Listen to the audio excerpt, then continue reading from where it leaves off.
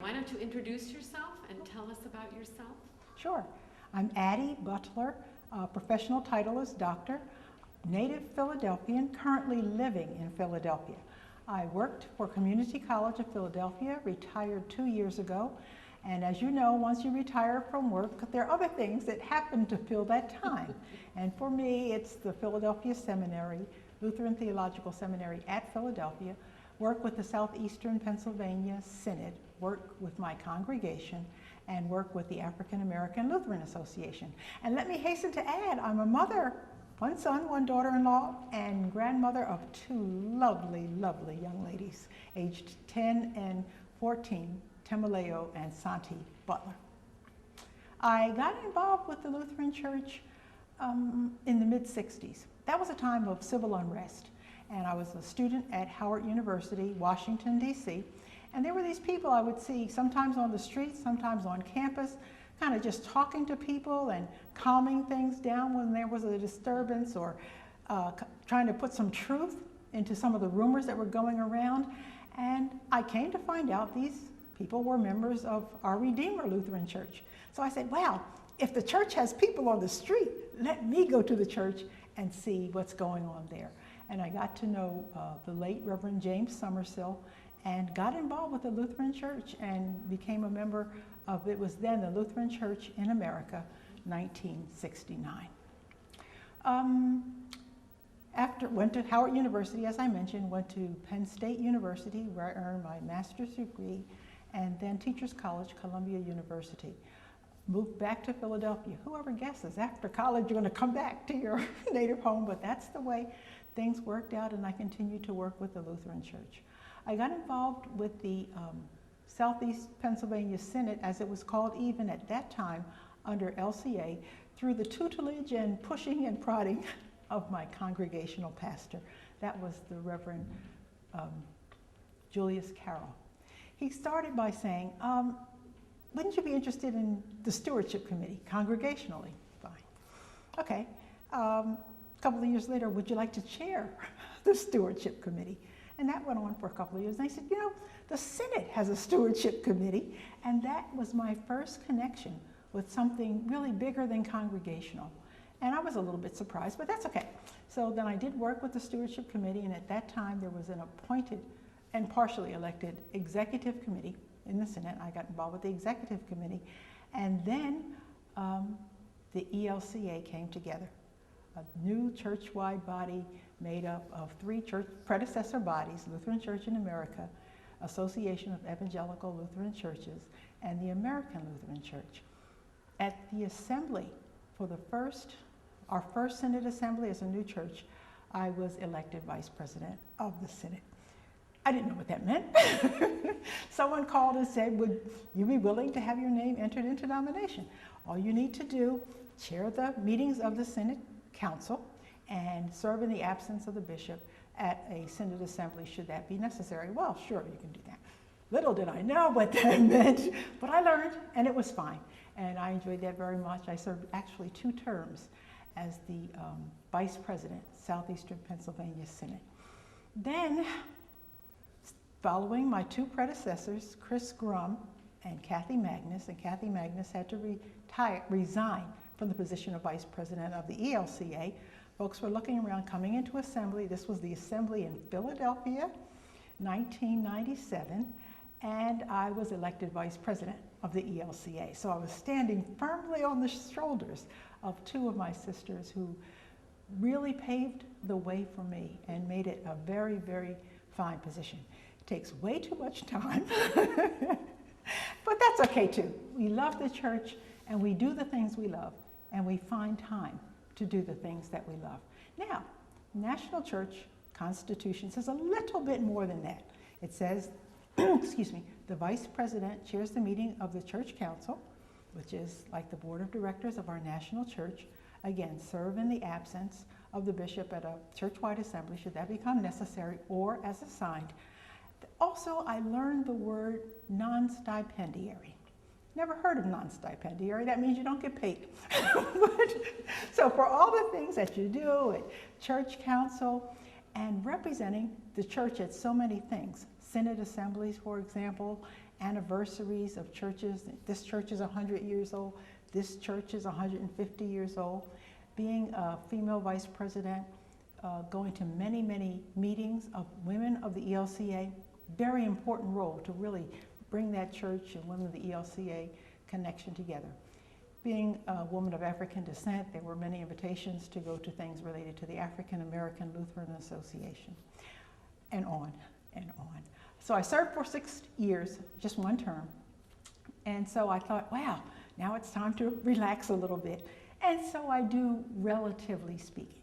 2 years ago, I retired from Community College of Philadelphia, but I am chair of the seminary at Lutheran Theological Seminary at Philadelphia.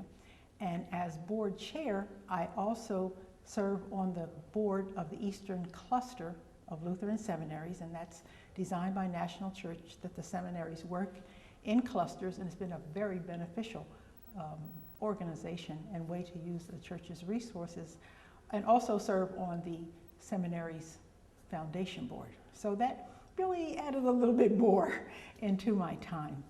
As requested, I sometimes work with the Synod and our synodical bishop. There's times she convenes advisory panels to investigate and explore different issues in the Synod, so that when it really comes to her attention, Bishop Claire Burkett, she really has all the information and can take some time and certainly read through and process it, but in a way that doesn't take all the time that she would need to do to collect testimony, to find documentation, to do those sorts of things.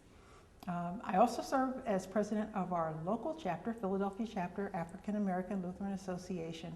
And this is a caucus. It's not exactly, it's a caucus recognized by the ELCA. It's not exactly one of its organizations like a program unit or something like that. But it's an organization to which the church frequently turns when looking for leadership to fill various kinds of positions.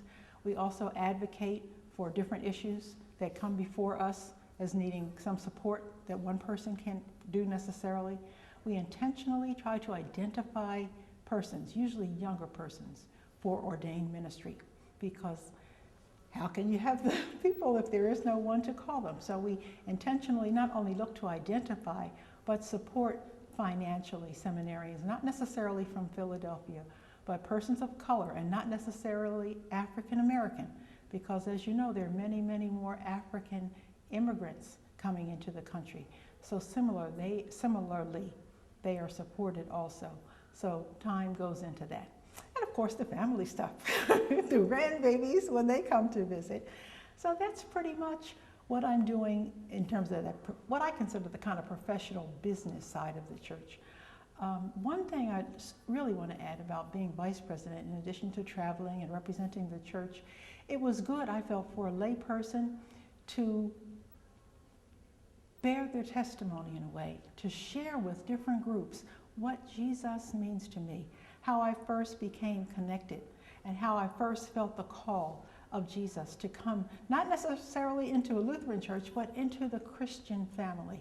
And to be able to say that publicly, and to have so many people say, oh, wow, you know, maybe I can do that too, or I kind of see you as a role model, maybe I can do that too, was really a source of pride for me. Not pride and arrogance, but I was pleased that I was able to suggest that and go from there. In Philadelphia, I'm a member of Reformation Lutheran Church, a congregation very similar to many congregations in our church body. At one point, we were the fastest growing, primarily African American membership church so others would contest. I'll say in the ELCA. You know, sometimes you have one in Chicago and Philadelphia, and you have a little up and down and up and down. Our pastor formerly was the Reverend Gordon Simmons, and he somehow figured out a way to combine the theology and liturgy of the Lutheran Church with the African American cultural expressions. And so that's what helped us grow to be truly African American and truly Lutheran at the same time. After almost 20 years, he took a call to another congregation, and we had an interim, Reverend Jeff Ziegler. And you know what that means to have an interim. You have to have some time to mourn, you have to have some time to plan, you have to have some time to hope, you have to have some time to wish. And we went through all that. Perhaps a little more mourning than celebrating, because he was in fact a very, very beloved pastor. Now, April of 2008, we have a new pastor, Reverend Lamont A. Wells, who I'm sure will not be there 20 years because many pastors aren't any longer, but will really bless us and take us to the next level. I would say that where Reformation was when Pastor Simmons left was, yes, growing, certainly growing, but more inward looking, more into the church as a unit, as it were. Whereas Pastor Wells is making us stretch, be more evangelical, do more reaching out, do more celebrating, do of the liturgy. We were celebratory before, but we're really celebratory now. But leading us and equipping us and training us to take the next step. So we've had, as the book says, the best of both worlds. It was the best days and it was the worst of times. We've been through it all. The church has been there. The Synod has been there. The National Church has been there. And we as a congregation are very thankful that we are part of the Evangelical Lutheran Church in America. And we're delighted that we're in this together. Thank you. Good, thank you. If you could just tell me real quickly what your hopes and dreams are for this church. We're at an exciting time. We're in an exciting time. We're tackling some serious issues. We're attempting to position ourselves for today as well as tomorrow, primarily for tomorrow. We're not there yet, but the place I'd really rejoice and celebrate is if we really took on as our charge to be the church that stands for more equitable distribution of wealth. I mean, we need that. Jesus said so much about greed, hoarding, the poor, feed the poor, clothe the poor. If we could get behind that in some way, wouldn't that be a legacy to leave Christendom, to leave the ELCA as we go forward? We're not there yet, but that's my hope, that we can somehow claim that, rally around that, and do that better than anybody else. And teach others how to do it as well. Amen to that. Amen.